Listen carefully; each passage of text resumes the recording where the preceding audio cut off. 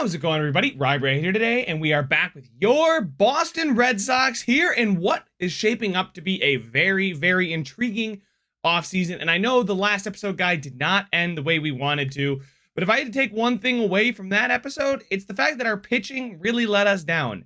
Maybe criticize my managing decision in an inning or two, but for the most part, I mean, Shohei in this game completely dropped the ball, let up 6 in the second inning, and then we brought in Giancarlo Ramirez as the long reliever. He let up 3, right?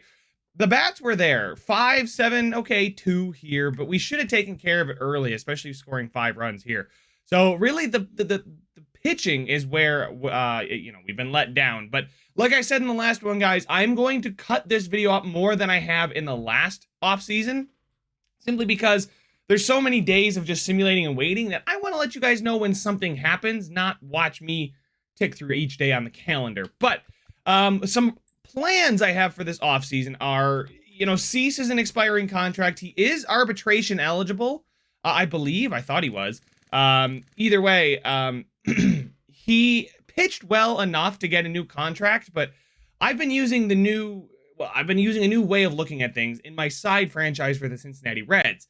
I've been using runs created and then ERC, which is component ERA. So basically, this tells me how many runs per 9 that a pitcher is solely responsible for, and then obviously runs created is for the offense side of things for the hitters. So I like to keep it below 4, and everybody below 4 is good. And then anything closer to 3, under 2, right? You're going from good to great to elite, right, in those. And, 3.91, and I'm pretty sure it did come down throughout the season.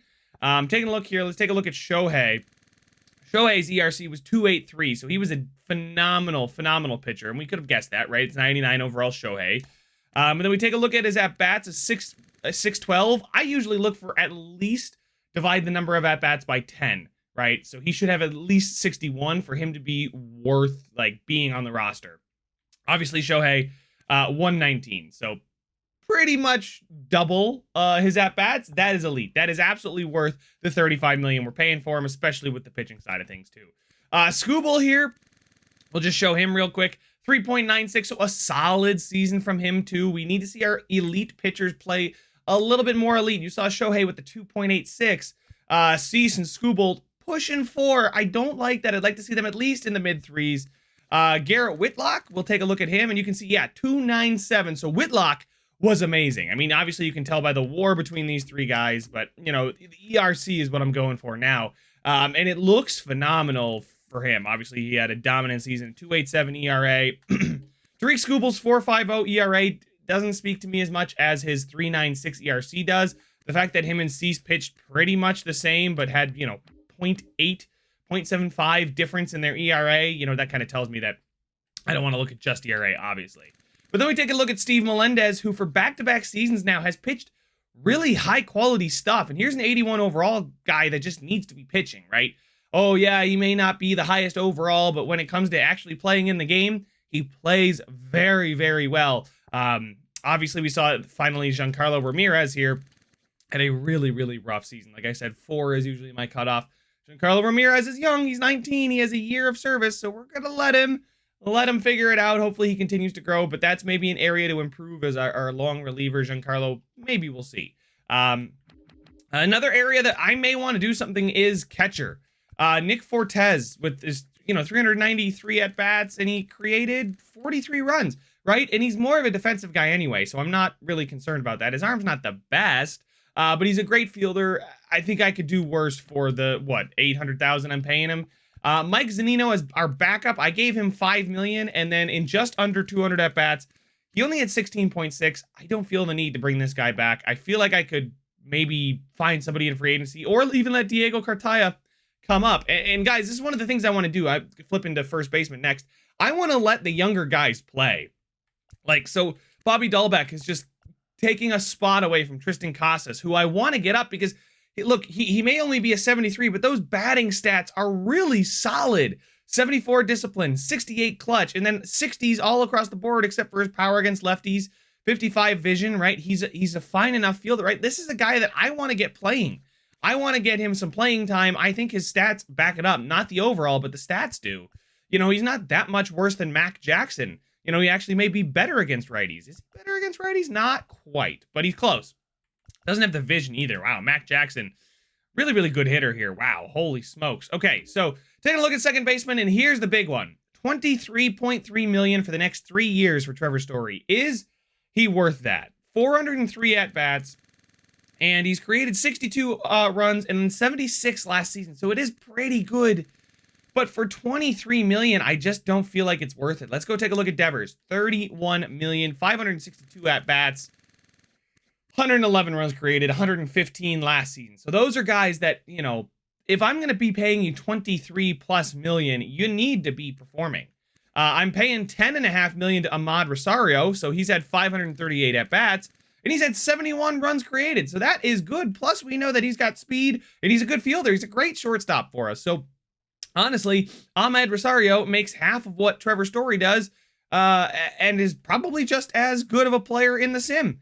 And then we take a look at Gavin Lux, who we acquired, 487 at-bats. Scroll all the way over here, 79 runs created, and we want him playing every day. So I think I want to move on from Story, see what I can get for him, and then whatever happens there happens. But Gavin Lux gets to play second because I think, he's got the worse arm and worse reaction. Yeah, I definitely want Rosario playing short.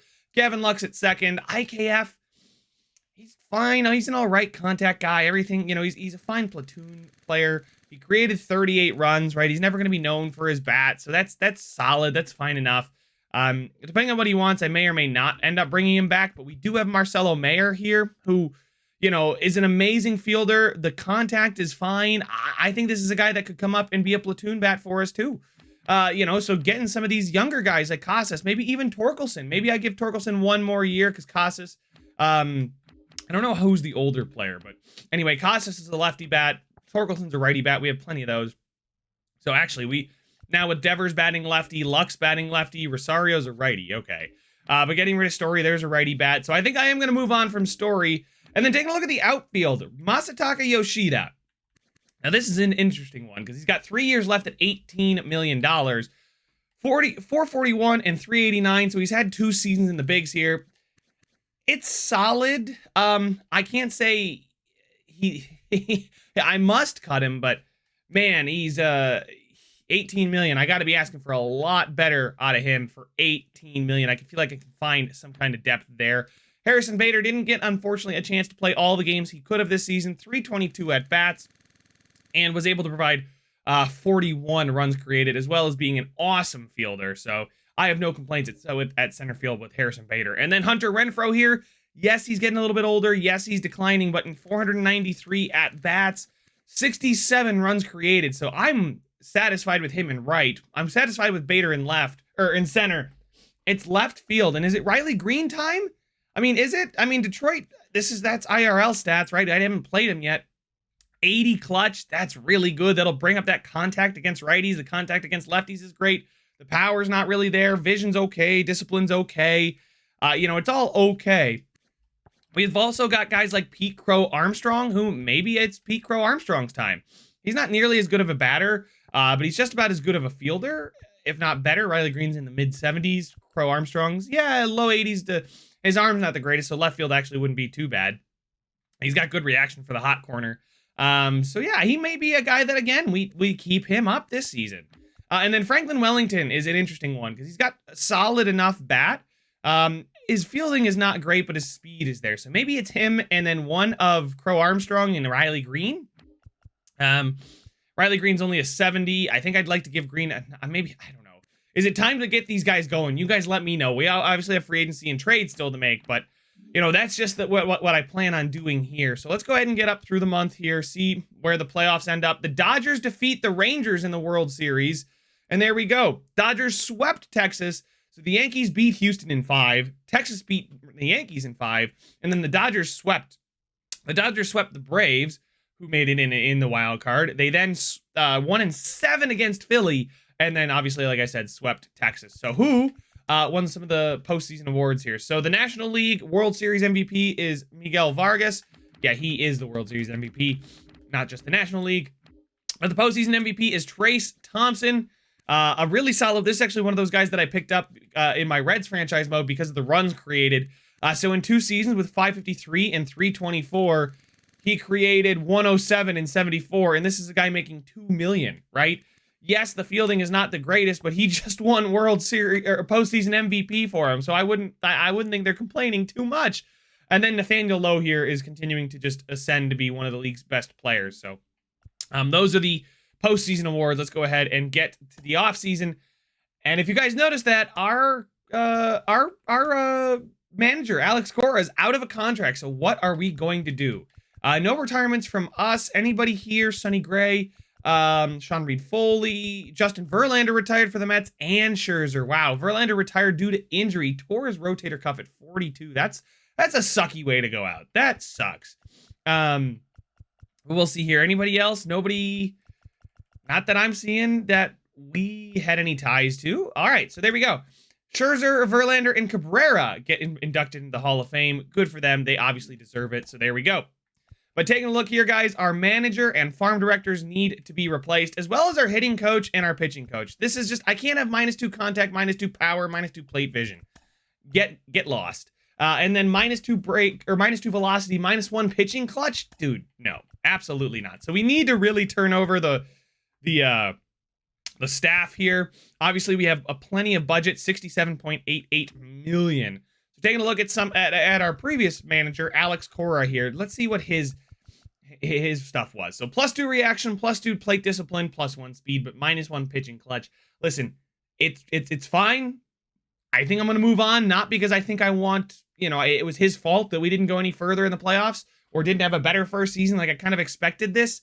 But I just can't have -1 pitching clutch. We got to keep runs off the board, right? And that's what -1 pitching clutch does. It's going to put runs on the board because we're not going to be as good when runners are in scoring position. So reaction, great. Speed, discipline, right? But it's not the kind of way I want to build this team. I want to build this team around runs, scoring runs and denying runs. So I will find a manager. I'll find a first base or a pitching coach and a hitting coach and a farm director that all work for that. And we'll go ahead and get started. But here we go. The exclusive negotiations. And Jordan Hicks, we knew he had a bad season, right? 5.92 ERA. His ERC was 6.08. So that's pretty darn tough. 5.13 FIP. So not great either. So what he wants is $4 million a year. I'm not going to give it to him. He can go, somewhere else. He was fine. He was fine in St. Louis, right? So he would have been a fine guy to bring on. Mike Zunino, like I said, probably not. And then IKF, $3.4 million a year. I'm going to try and turn it over to some of the kids this season. Obviously, I still want to have a layer of dominant players, but just underneath it, shielding them from any kind of criticism or blame, I want to have, that good top layer and then have the kids grow and learn. So not going to do anything for exclusive free agent negotiations. I have to find some staff. And then we'll go ahead and get to free agency in just about a week. All right, guys. So we actually made it to free agency and free agency 1 here. And the coaches, everybody accepted their offers. So I'm actually pretty happy with how it went. I had to put in a lot of brain power here. We actually had a couple guys take, I was offering David Sanders the opportunity to be our manager. And he took the athletics first base coach. I don't know. Maybe he wasn't ready for prime time, but here we go. Here's our new manager, Tim Koo, +3 plate vision, +3 clutch. That means we are going to be great with runners in scoring position and just great all around, not striking out. Because that's one of those things you just can't do it when you got runners in scoring position. A strikeout just cannot do it no matter what. Just put the ball in play. You never know what could happen. -1 home runs per 9 looks bad. But taking a look, where is it? At our pitching coach. Our pitching coach, I made sure has +2 home runs per 9. So we still get a +1 home runs per 9 on the whole here. We'll then keep going here. Russell Hughesby, +2 power, +3 clutch. So there's +6 clutch, +1 contact as well. -2 bunting. I mean, I've thought about bunting, but it doesn't really matter to me. It doesn't make a big difference. +1 control, Ks per 9 stamina, and +2 home runs per 9. But the -1 here gives us really to a +1 as a staff. So we're doing great there. Obviously, we've already done our first and third coach. And then here we go as our farm director, bunting. Get that back up by 1 of a power, Ks per 9, and then armor accuracy, right? So we just, for the first time, I'm like thinking about combining them as an actual team rather than just taking individual staff upgrades or staff attribute grades, right? So for the first time, I'm actually like, okay, if I do get this guy, because he's got ridiculous +3 vision, +3 clutch, if I do have this -1 home runs per 9, can I find somebody with +2 home runs per 9 or +1 so I can still be in the positive? So there we go. That's the first time I've really thought about that. And you guys can see we have a pretty good staff right now. Our 40-man needs to be set. I will do that. And here we go. Here is the big one. We have 54 million in projected surplus, which is phenomenal. Gavin Lux absolutely offering him arbitration. I think I want to give him I'll give him 207, right? I'll offer that to him. And then Cease will offer him arbitration. I will give you 8 million, right? A little bit of an upgrade there. He's worth probably more than 8 million, but what is he actually asking for? He's asking for 19.8 per year. I would be more than fine giving him 19 per year.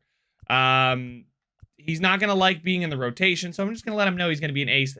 I don't think it really matters anymore. If I backload, we just keep the 19 million per year flat. I think, I want to backload contracts for ascending players and front load contracts, or front load contracts for ascending players and backload contracts for aging players is probably what I want to do, but we'll see. I'm just going to leave this as is. So I think I will give him the 4 years, 76 million. Or do I want to give him 3 years? 3 years. Yeah, 3 years. I can give him like 50. He really likes that deal, 3 years, but I'll give him 4 years. At 76 million. I don't think this is going to be that bad of a contract. 19 million a year for what he offers.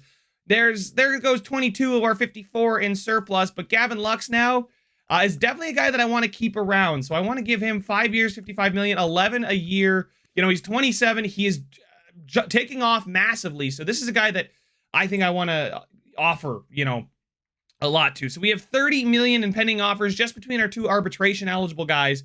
That's 11 and that's 19. Yeah, so they don't count the arbitration offer. Good. Just wanted to double check that. So there we go. We're going to have 24 million left. I have to tender all of these contracts. Oh my God, what just happened to my voice? I'll go through and I'll do this and I'll make sure everybody's on a reasonable deal. And then I think what we might do is before we jump into free agency, we may look at, what a trade for some of these guys would look like, see what we could get. Obviously not Shohei or Devers, but, Trevor Story, maybe Yoshida, see what we can get for him. We'll see. There's obviously positions that we can upgrade, right? Outfield, right? An upgrade over Yoshida.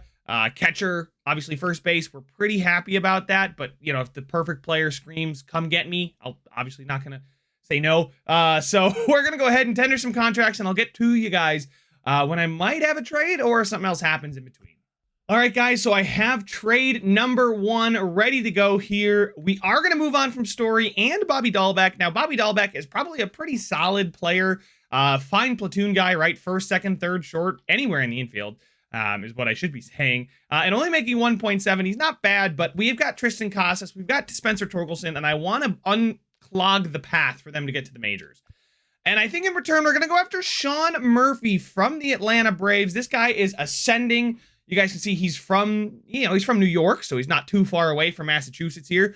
Great arm. He's going to gun people out. He's got the quirk, catcher pop time, and road warrior. Cool.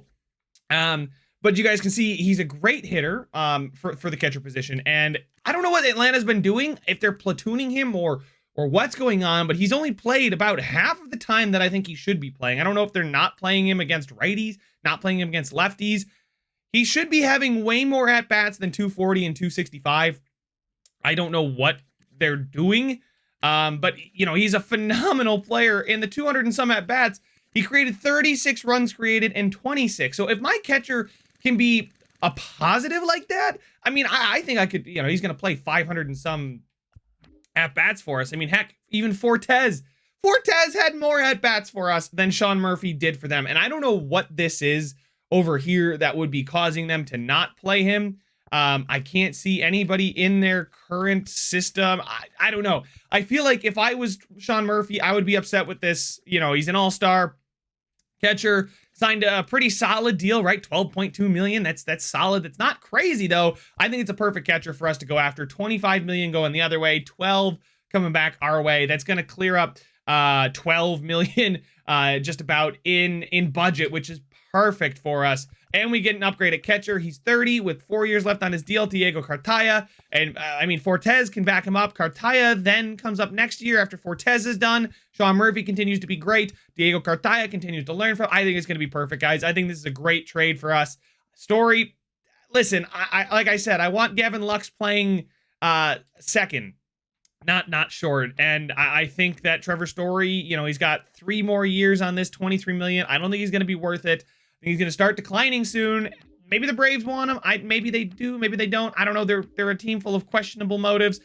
They've got Bo Bichette, Austin Riley, Ozzy Albies, and they still have the most ridiculous amount of budget available. They probably should sign their starting pitchers. Maybe 1 or 2 would help. But there we go. So we're going to make this deal for Sean Murphy. Welcome to the Boston Red Sox. There we go. We have gotten ourselves a high-quality catcher, an elite catcher, if you will.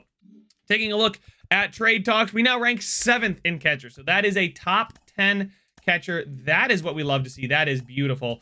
We take a look here. I just want to see, like, who are the catchers around him, right? Player search, primary position, catcher, and just search, right? So obviously we got Adley Rutschman, Alejandro Kirk for the Blue Jays, JT Realmuto, Will Smith, Tyler Stevenson, and then Sean Murphy, right? William Contreras, excuse me, not Wilson. Elite hitter, wow. Really, really good. But you guys can see Danny Jansen is the best free agent catcher. And I don't really want to outbid somebody when I can get this great deal for a pretty much a similar player, right? I don't think Danny Jansen is going to take 4 years, $12 million a year. You know, taking a look here, as far as where he stacks up, I mean, he's pretty much the second best fielding catcher. I mean, Real Muto, Kirk are great, and then obviously Rutschman's okay. He's top 5 fielding, and he's also a great hitter. Maybe not the strongest hitter, but he's an upgrade at the position for us. Absolutely an upgrade at the position. And then taking a look at catchers, I mean, 3 years, just under 12 there for Danny Jansen, but I don't want to get into bidding war, right? I have to outbid the Blue Jays and then hope that he takes my offer.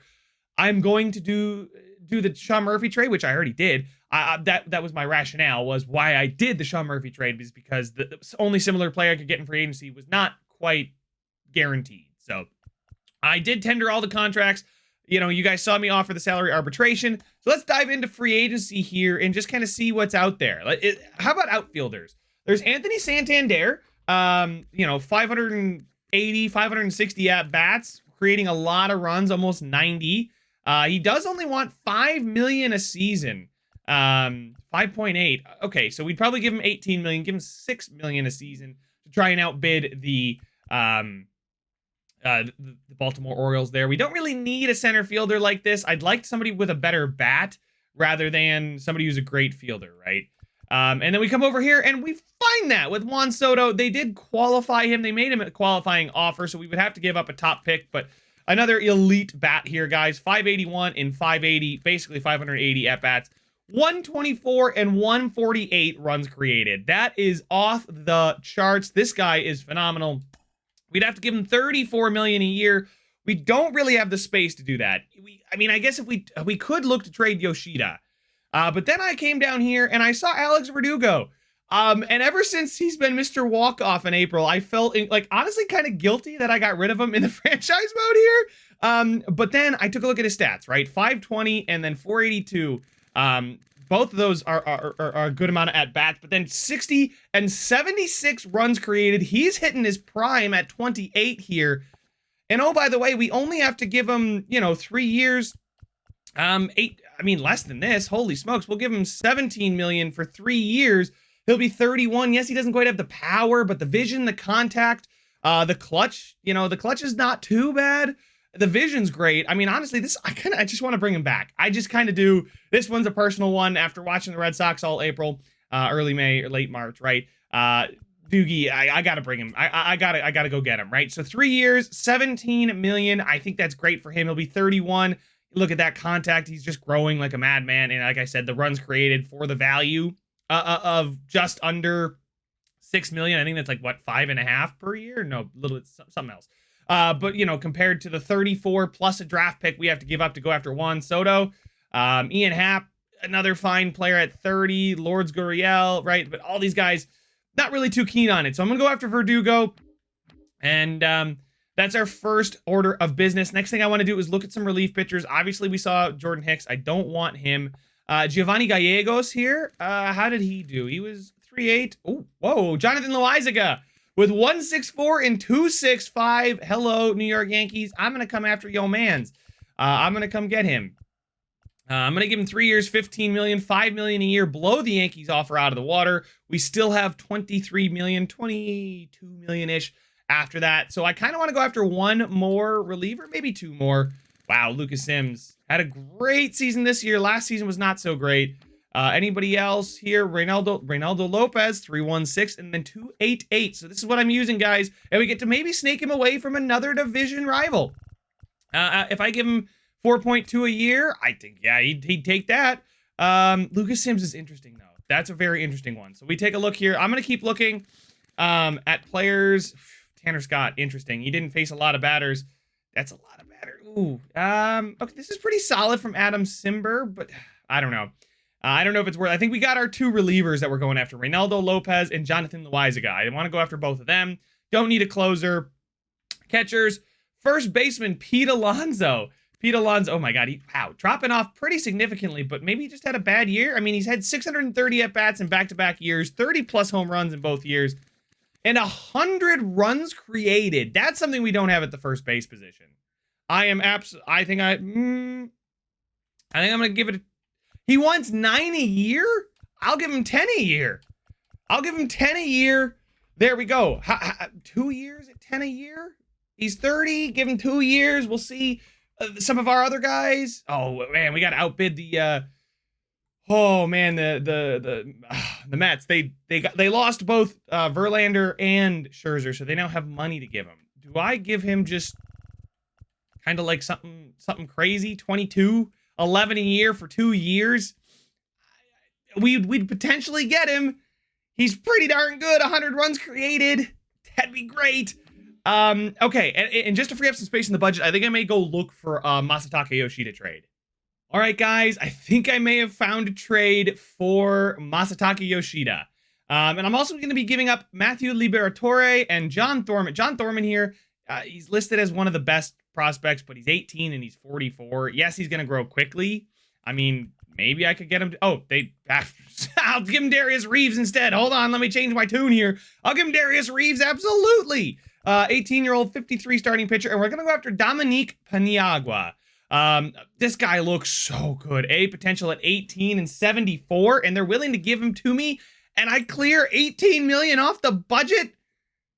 Sign me up for that, Tigers. Thank you. Absolutely. A fantastic deal. Now we got a bunch of left fielders. And Dominique Paniagua, maybe he plays in the majors this year as a reserve, right?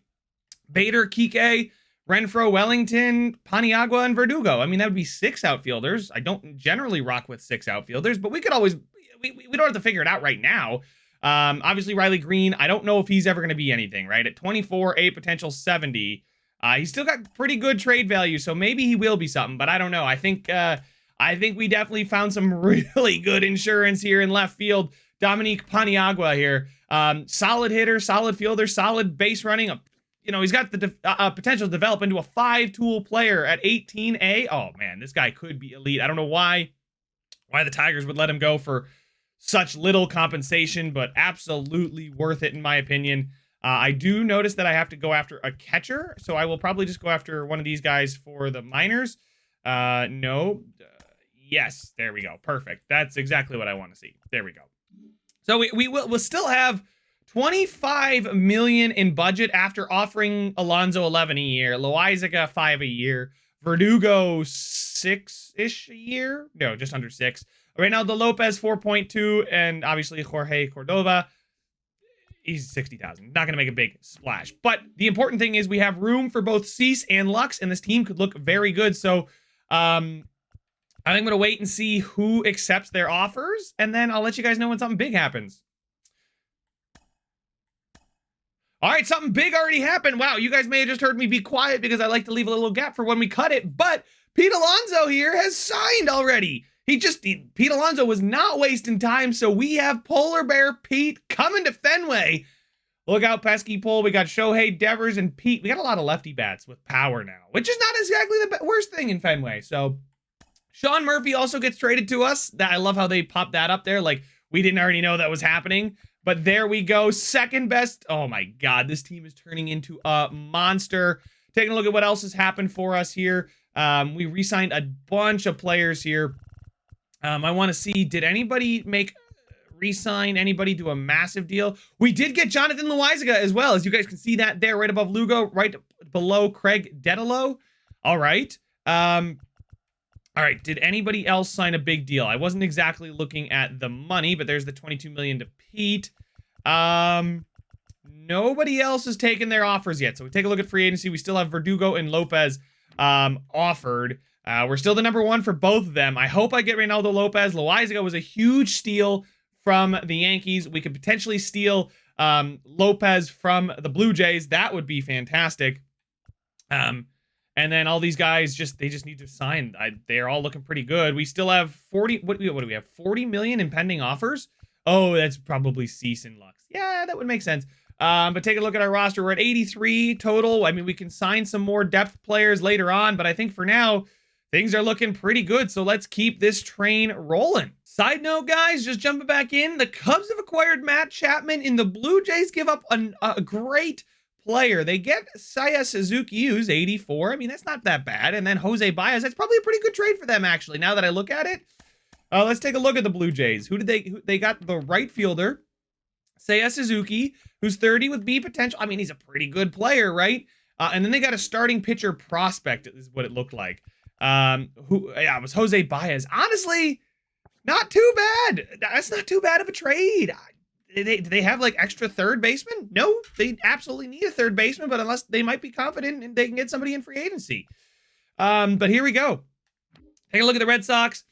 Pete Crow Armstrong, Mayer. Okay, great. And Reynaldo Lopez and Verdugo both signed, so things are looking fantastic for us right now.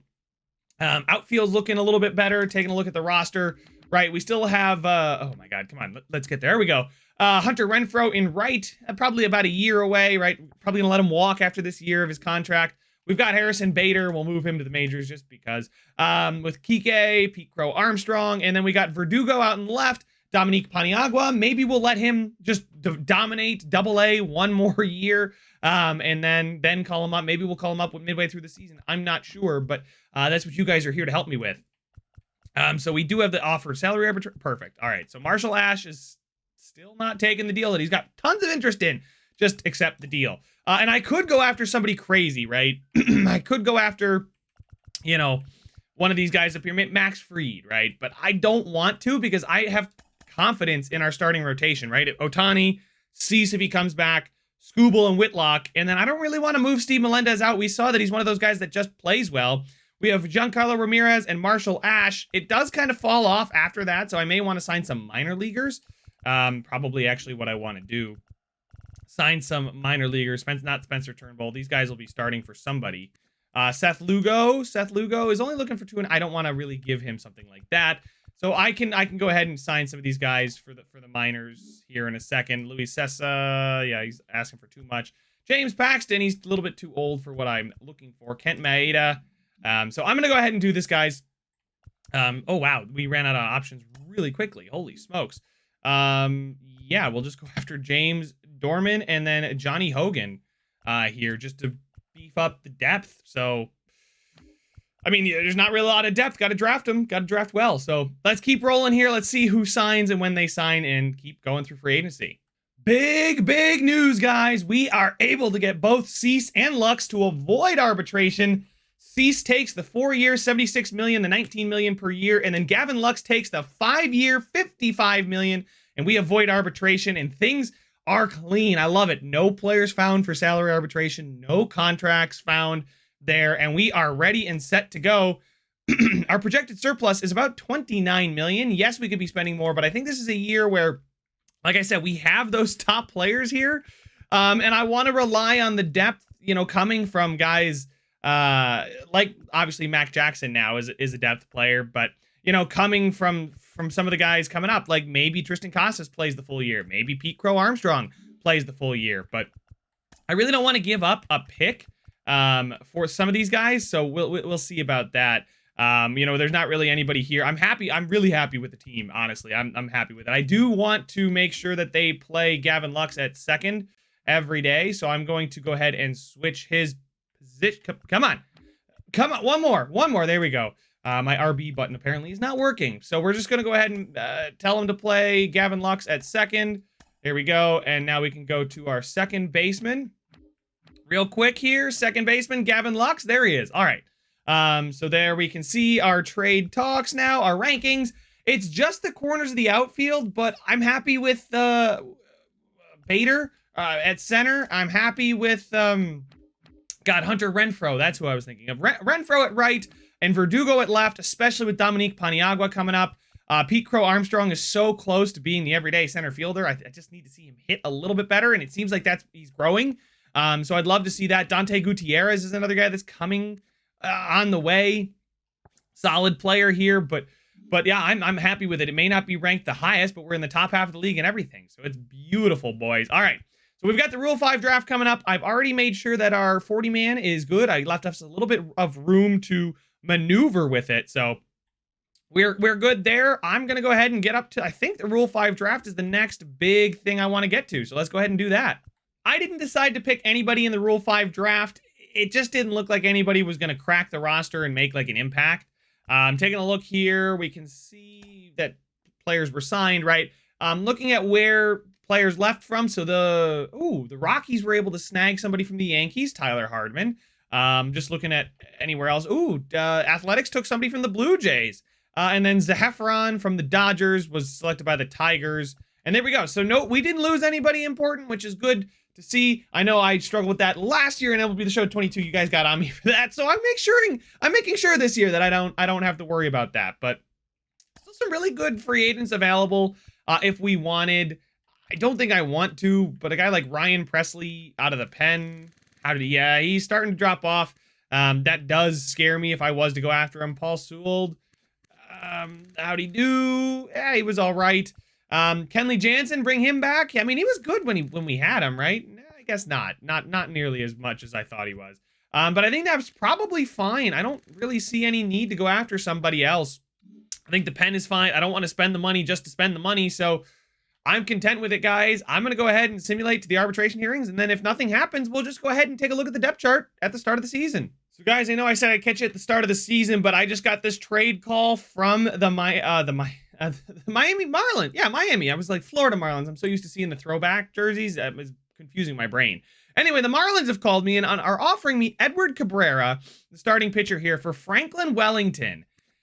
And I think I might do it. He's a year older, but he's 2 overalls better, and he's an A potential at, 26. Like, that's the kind of guy that slots in and lets Giancarlo Ramirez head down to the minors kind of thing. He becomes the long reliever there. Yes, he hasn't pitched the greatest. 9 quality starts. He's starting 30 games. I don't think that's really where you want him right now, but he's growing. He's 78 A potentials, 26 only. And listen, we have a kind of a logjam of these average dudes out in the outfield. Dominique Paniagua, Pete Crow Armstrong, and then Franklin Wellington. Like, who's going to get the call up? And I think, we're looking at our starting pitching, and mostly everybody we care about is here or a long way away. We need somebody in that kind of like middle ground, right? Ramirez, Ash, and Cabrera could be a great, bunch of guys to come when Cease and Skubal and Shohei all start to go away. I think this is great. I think I'm fine with this trade, and I am shocked to see it's such a good trade from the AI. So Cabrera for Wellington, straight up. It will obviously go through there because they called me and offered it. So let's go ahead and check out those the depth chart at the start of the season. So we finally made it up to spring training, and what I think has been a quite successful offseason. Big trades, big moves, and big budgets is probably what I would say in this episode here. We have $28 million in surplus this year. It's only going to get better too, right? Taking a look, we got Hunter Renfroe, who I want to upgrade from. He's nothing against him now. Cabrera's arbitration eligible. We'll see it on Connor Brogdon. Nick Fortes. There's nobody huge. And then we've got some of these guys that are renewable contracts. So the budget looks great. So let's take a look at this depth chart. As we've got Shohei, Cease, Whitlock, Skubal, Melendez. Oh, God, that's such a good starting 5 with Shohei, Cease, Whitlock, and then Skubal. And then obviously we know Melendez. I think he's going to continue to grow. Sean Murphy and Fortes are our catcher duo. Pete and Mac Jackson are our first base duo with Gavin Lux at second. Ahmed Rosario there at short with Devers. Then we got Verdugo, Bader, and Renfroe. I'm absolutely happy with this. I mean, I can't be upset with this. And we take a look at the bullpen. We got Hader to be the closer, Houck, Loaizaga, Giancarlo Ramirez, Schreiber, Edward Cabrera, too, Reynaldo Lopez, Archie Cox, Connor Brogdon, Marshall. I mean, guys, it is looking so good. Now, our speed is wow, we are slow. I mean, I guess Pete and Devers at the corner are not known for their athleticism. Gavin Lux is pretty fast. Ahmed Rosario is really fast. Verdugo, he's okay. Harrison Bader, really fast. And then Renfroe, not so fast. So we have a good mix of fast and not so fast. But I guess on the whole, we're not the fastest team in the world. But 4th in contact, 12th in power, 1st in pitching, 9th in defense. I think that this team is a team that is going to absolutely put up a ton of runs. And then contract extensions here. Ooh, what does Cabrera want? That's an interesting one. He's looking for a good amount of money. I mean, I could give him like 4 years. I give him a 20 million deal, but I think I'd rather do the 3 years, 3.5 million, just to see what he does, what he ends up becoming, right? But honestly, I'm really happy with this. The only question is to you guys, who's our outfielders? Are we rocking with 5? Are we rocking with 6? Is it Verdugo and Green and we let Paniagua grow? And then Bader, Hernandez, Armstrong, and then Hunter Renfroe, right? Are like that's 3, 4, 5, 6. Like that's 6. I generally like 5 outfielders. We could do 6 and then have 1 fewer infielder because Kike can play anywhere but first.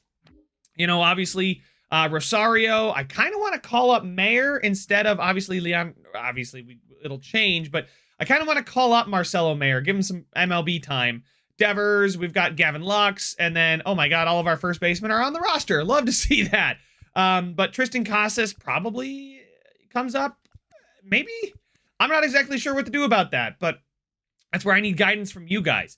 I just thought that Pete was such a steal at $11 million a year for Pete Alonso. He's so many at-bats, just rakes. Dude is just a monster. The power is there. So looking forward to it, guys, but that is all the time I have for this one. Make sure to leave a like if you enjoyed it, subscribe if you want to see some more, and I will see you guys in the next one. This a free for all before we fall. This a free for all before we fall.